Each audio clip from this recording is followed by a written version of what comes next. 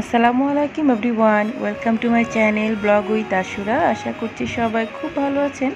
আমরাও আলহামদুলিল্লাহ ভালো আছি। যেখান থেকে আজকে আমার ভিডিওটি দেখছেন, আশা করছি সকলের কাছে আজকে ব্লগটি ভালো লাগবে। আর ভালো লাগলে চ্যানেলটিকে অবশ্যই সাবস্ক্রাইব করে পাশে থাকবেন প্লিজ। আপনাদের একটা লাইক আর সাবস্ক্রাইব কিন্তু আমাকে আমার কাজে অনেক অনুপ্রাণিত করে। আজকে সকাল সকাল ব্লগটা শুরু করে দিয়েছি। সকালে নাস্তা বানানো চলে এসেছি। আর আজকে নাস্তা হিসেবে আমি নুডলসের স্যুপ করে নিয়েছি।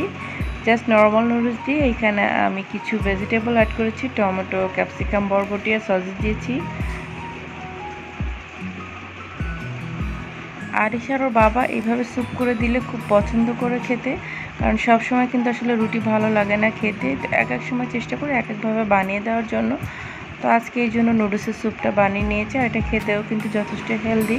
আজানের জন্য সকালে একটু খিচুড়ি করেছি, জাস্ট মশলা ছাড়া। ওকে যেভাবে আমি প্রতিদিন খেতে দিই ওইভাবেই আজানকে খেতে বসানো হয়ে গিয়েছে। ওর খেতে তো অনেক সময় লাগে, তো অল্প সময় হলো বা বেশি সময় হলো আমি ওকে খাওয়াটা শেষ করাই। সকালে কিন্তু না খেলে বাচ্চাদের আসলে খাবার রুচিটাই নষ্ট হয়ে যায়। তো আজানকে খাওয়ার পরই অন্যান্য কাজগুলো শুরু করে নিই। আর এইদিকে আরিশার বাবা কতগুলো বাজার নিয়ে এসেছি, সেই বাজারগুলো একটু গুছিয়ে রেখেছি। আজকে আর এগুলো কিছুই করব না, জাস্ট হালকা পাতলাভাবে গুছিয়ে রেখে দিব।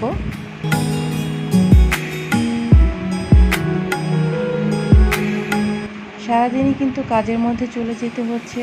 আর বাসায় কিন্তু বেশি একটা ভালো লাগছে না, কারণ বাইরের অবস্থাটা এতটাই খারাপ, কোনো কিছুতেই শান্তি লাগছে না। না পারছি বাইরে যেতে, আর ঘরেও কিন্তু অনেকটা মন ভালো লাগে না।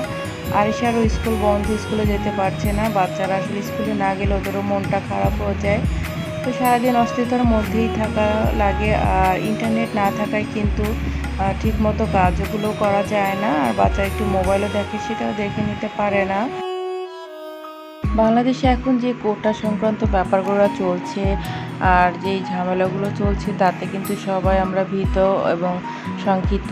আর এই অবস্থা থেকে যে আমরা কবে উত্তরণ পাবো সেটাও কিন্তু আমরা জানি না। তো আল্লাহর কাছে এটাই প্রার্থনা, এই সাময়িক দুর্দশা থেকে সবাইকে আল্লাহ মুক্তি দান করুক। সবাই ভালো থাকুক, সুস্থ থাকুক এবং হেফাজতে করুক। আমরা আল্লাহর কাছে আসলে এই দোয়াটাই করি এখন। টুকটাক যে বাজারগুলো এনেছে, ভেজিটেবল এবং মাছ, সেগুলো একটু একটু করে গুছিয়ে রেখেছি। আর মাছগুলো আজকে কোনো কাটাকাটিও করবো না বা ধুয়ে রাখবো না। এখানে কতগুলো সুরমা মাছ এনেছিল। সুরমা মাছটা যেহেতু ফ্রাই করে খেতে বেশি ভালো লাগে, তো 2টা বা 3টা করে ফ্রিজে এভাবে রেখে দিব প্যাকেট করে। আর খাওয়ার আগে এটা কুটে জাস্ট বেছে নিলেই হবে। কই মাছও এনেছিল। তো সব মাছগুলো আসলে প্যাকেট করে ভালো মতো আমি ডিপ ফ্রিজে রেখে দিয়েছি, কারণ এগুলো কিন্তু একবারে ধুয়ে নিলে কিন্তু কষ্ট হয়। আর আরিশার বাবা শিং মাছও এনেছে, একটু বড় শিং মাছ ছিল। ও করেছে কি, যে যাদেরকে দিয়ে কেটে নিয়ে আসছে ছোট ছোট টুকরো করে দিয়েছে, যেটা আসলে কাজের চেয়েও ঝামেলাই হয়ে গিয়েছে। তো কিছু করার নাই, ও বাবাকে বলেছে শিং মাছটা এইভাবে কেটে আনলে আরও কষ্টই হয় বেশি। তো এই মাছগুলো পরিষ্কার করতে আসলেই খুব কষ্ট হয়ে যাবে। আর সবজিগুলো আমি ভালো মতো হালকা একটু শুকিয়ে নিয়েছি আর কাপড় দিয়ে মুছে ফ্রিজে রেখে দিয়েছি। আর গাজর, তারপরে পেঁপে, ক্যাপসিকাম, এগুলো সবসময় আমার ফ্রিজে রাখা লাগে, কারণ আজানকে সব ভেজিটেবল আসলে দিতে পারি না, কারণ ওর অ্যালার্জির সমস্যা আছে।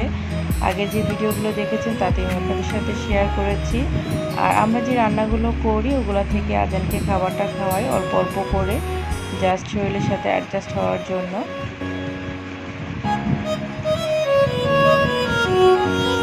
বেগুন এনেছিল, যেহেতু আজানের অ্যালার্জি, তো আমিও বেগুনটাকে অ্যাভয়েড করি। আরিশা আর ওর বাবাকে একটু বেগুনটা ভেজে দিব। আর বেগুনটা একটু ছোট বা পাতলা করে কেটে নিয়েছি। এখানে ভেজে দিলে দেখা যাবে এটা দিয়ে আরিশা ভাত খেয়ে উঠবে। আর অন্যান্য রান্নাবান্নাও অলরেডি কমপ্লিট করে ফেলেছি। বেগুনে জাস্ট হলুদ আর লবণটা দিয়ে আমি হালকা করে মাখিয়ে তেলে হালকাভাবে ভেজে নিব, খুব একটা মশলা দিই না। আর আরিশা ঝাল খেতে যেহেতু পছন্দ করে না, এই জন্য আমি এখানে মরিচের গোড়াটা স্কিপ করে দিচ্ছি। বাসায় আমরা তেমন কেউ একটা বেগুন পছন্দ করি না বা খাইও না। আমি যেটা পছন্দ করি তাও আমি খাই না আজানের জন্য, যেহেতু ওর অ্যালার্জির সমস্যা। তো আমি খেলে দেখা যাবে ওরও অ্যালার্জির প্রবলেমটা হয়ে যাবে। আশা করছি আজকের ব্লগটি আপনাদের কাছে ভালো লাগছে। আর ভালো লাগলে অবশ্যই চ্যানেলটিকে সাবস্ক্রাইব করে নেবেন প্লিজ। আর লাইক দিতে কিন্তু ভুলবেন না। চাইলে আপনার ফ্রেন্ড এবং ফ্যামিলির সাথে আমার ব্লগটি শেয়ার করতে পারেন। অনেক দিন নেট না থাকার কারণে কিন্তু ব্লগগুলো শেয়ার করতে পারছি না। আর কেন যেন মন থেকেও ভালো লাগছে না কোনো কিছু করতে। আর ভিডিও এডিটিং থেকে শুরু করে সকল কাজ করতে গেলে কিন্তু একটা ইন্টারেস্টিং ব্যাপারগুলো থাকে, যেটা আসলে পারিপার্শ্বিক অবস্থা, ফ্যামিলি প্রবলেম, পারিপার্শ্বিক প্রবলেম সব কিছুই মিলিয়ে দেখা যাচ্ছে কয়েকদিন ধরে কিছুই ভালো লাগছে না। তারপরও আজকে থেকে আবার আপনাদের সাথে ব্লগগুলো শেয়ার করবো ইনশাল্লাহ। তো কাজের সময় পেলে যেটুকু একটু ভিডিও করে নিয়েছি তা দিয়ে আজকে আপনাদের সাথে ভিডিওটা শেয়ার করেছি। ভিডিওটা খুব বেশি বড় হচ্ছে না, তো যেইভাবেই করেছি সেইভাবে একটু করে নিয়েছি। আর টুকিটাকি রান্নাবান্নাও করে নিয়েছি, যেগুলো আজকে আপনাদের সাথে শেয়ার করতে পারিনি। এখানে 2টা ডিম ভেজে নিয়েছি এবং খুব ঝুরঝুরা করে ভেজে অল্প মশলা ব্যবহার করে একটু চিচিঙ্গা ভাজি করে নিব। চিচিঙ্গা ভাজিতে ডিমটা দিয়ে খেতে কিন্তু ভালো লাগে। আর ডিমটা খুব ভালোভাবে ভাজা ভাজা করে নিয়েছি, যাতে ডিমের কোনো এক্সট্রা যে ফ্লেভারটা থাকে কাঁচা সেটা না থাকে। আরিশার দাদি আবার ডিমের কাঁচা গন্ধ দিয়ে যদি হয় তাহলে খেতে পছন্দ করে না। তো চিচিঙ্গা ভাজিটা খেতে খুব ভালো লেগেছিলো, কারণ ডিমটা আমি খুব ভালো মতো ভাজা ভাজা করে নিয়েছি। এরই মধ্যে দিয়ে আজকে ব্লগটি শেষ করে দিচ্ছি।